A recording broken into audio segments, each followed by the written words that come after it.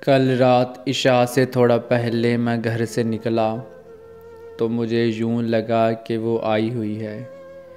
یہ تو بس مجھے شک تھا، لیکن میں نے پک کرنے کے لیے اس سے پوچھا جو میرے خط اس تک لے جایا کرتی تھی۔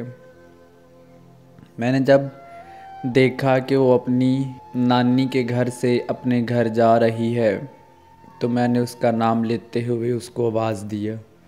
اس نے رکے بغیر پیچھے مڑ کر میری طرف دیکھا، پھر وہ تھوڑا آہستہ چلنے لگی تاکہ میں اس کے قریب آ جاؤں۔ جب میں اس کے قریب گیا تو میں نے پوچھا، آپ کے ہاں مہمان کون آئے ہیں؟ اس نے اس کا نام لیا۔ اس کا نام مجھے ٹھیک سے سنائی نہ دیا، جیسے مجھے اپنے کانوں پہ یقین نہ آیا ہو۔ میں نے پھر پوچھا، کون؟ اس نے پھر اسی کا نام لیا۔ جب دوسری بار اس نے اس کا نام لیا تو میری سانسیں پھولنے لگیں اور دل کی دھڑکن بھی تیز ہو گئی۔ میرے جسم پہ کپ کپی سی طاری ہو گئی۔ میں اس بے بسی کے عالم میں اپنی بیٹھک کے باہر چبوترے پہ بنی سیڑھیوں پہ بیٹھ گیا۔ مجھے سمجھ نہیں آ رہی تھی میں کیا کروں۔ میں اس بے چینی کے وقت کبھی چند قدم چلتا اور کبھی ان چبوترے والی سیڑھیوں پہ بیٹھ جاتا۔ یہ بے چینی، بے سکونی، دل کی گھبراہٹ کم نہیں ہو رہی تھی تو میں نے گاؤں کی چھوٹی مسجد جانے کا رخ کیا۔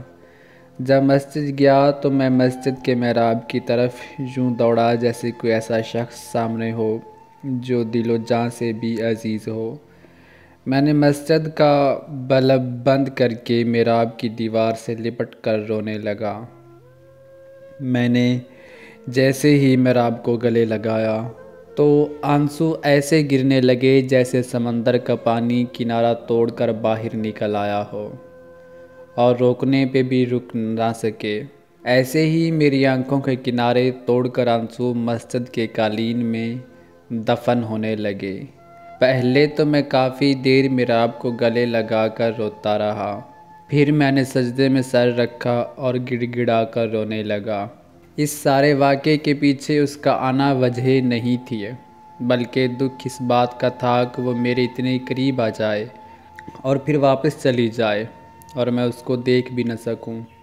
یہ بات مجھے اندر ہی اندر کسی دیمک کی طرح کھوکھلا کرنے لگے۔ خیر کچھ دیر سجدے میں سر رکھ کر روتا رہا، پھر محراب کے ساتھ پشت لگا کر بیٹھ گیا۔ میں نے پھر خدا سے کہا کہ میرے کریم، تجھے تیری کریمی کا واسطہ، تجھے تیری رحیمی کا واسطہ، ان کو یہاں سے جلدی واپس لے جا۔ یہ بات خدا سے میں کافی دیر کرتا رہا۔ پھر عشاء کی نماز کا وقت ہونے پہ نماز پڑھی تو نماز میں بھی اس کی یاد تھی، نماز میں بھی آنسو نہیں رک رہے تھے۔ خیر جیسے کیسے کر کے نماز پڑھی اور پھر گھر آ گیا۔